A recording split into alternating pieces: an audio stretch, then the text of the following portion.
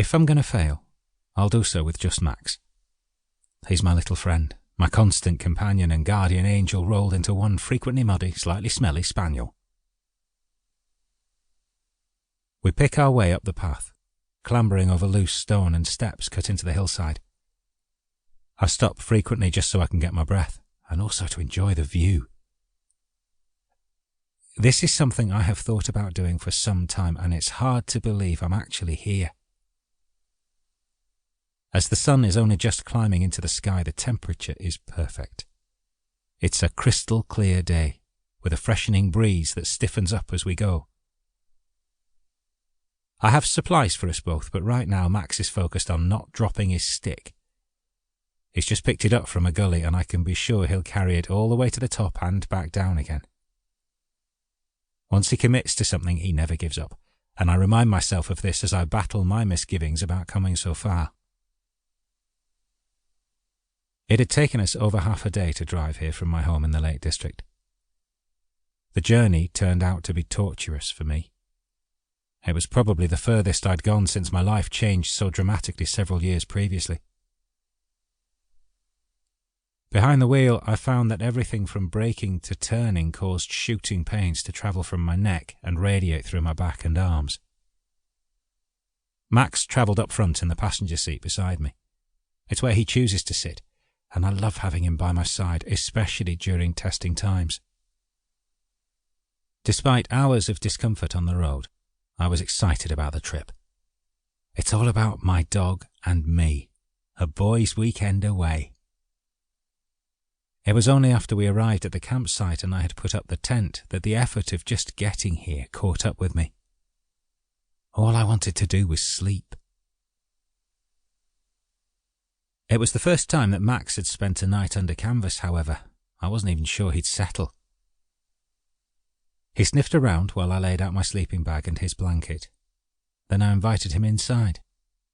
Max slipped in without hesitation, curled up as if this was where he belonged. And that was that. We spent the next day just enjoying short walks through the woodland at the foot of the mountain. I needed to rest. Part 1. Chapter 1. A Boy on the Beach. My home is in the Lake District, and also my heart. It's where I belong, and that feeling of being rooted is so important to me. The rugged landscape is where I am happiest. It's also seen me at a desperate low point in my life, and where I met a very special dog who changed everything. The fells shape the backdrop to the story of Max and me, along with majestic expanses of water that reflect the sky above. And yet my earliest memories aren't from here.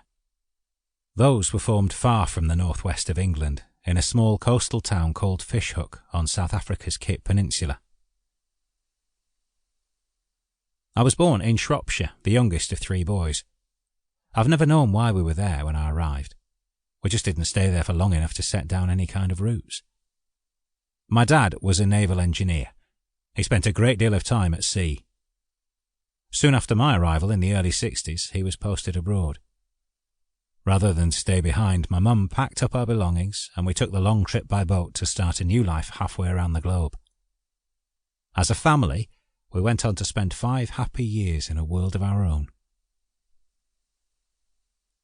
The one thing I remember most about that time is the beach.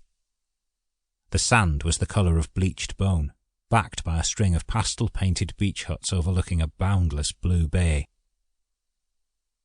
I learned to crawl and walk there, and splash about in the surf under supervision from my mum.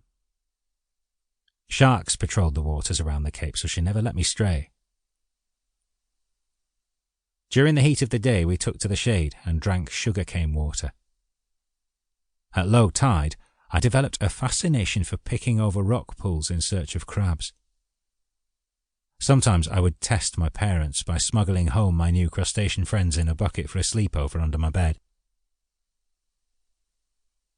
When I think back to those formative years, it's really just a melting pot of images, sounds, tastes and smells from the giant clouds that would cluster over the mountain ranges to the sea salt on my skin. There is no narrative in my mind. I just